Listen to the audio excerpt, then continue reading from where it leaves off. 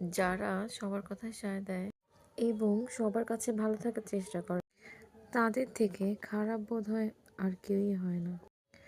কাউকে সাহায্য করার জন্য শুধুমাত্র কেবল টাকার প্রয়োজন হয় না, প্রয়োজন হয় একটি ভালো মনের।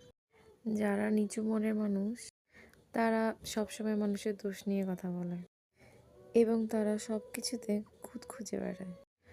যাদের মন ভালো, তাদের ভাগ্য একটু খারাপ হয়, কারণ তারা কাউকে ঠকায় না, নিজেরাই ঠকে, নিজেরাই কষ্ট পায়। কাউকে অতিরিক্ত মূল্যায়ন করলে আপনি তার কাছে হয়ে যাবেন মূল্যহীন। এটাই বাস্তব।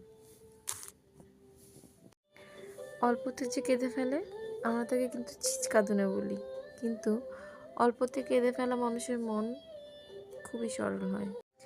আর এই সরল মনের মানুষগুলোই জীবনে বেশি কষ্ট পায়, হোক সে ছেলে কিংবা মেয়ে।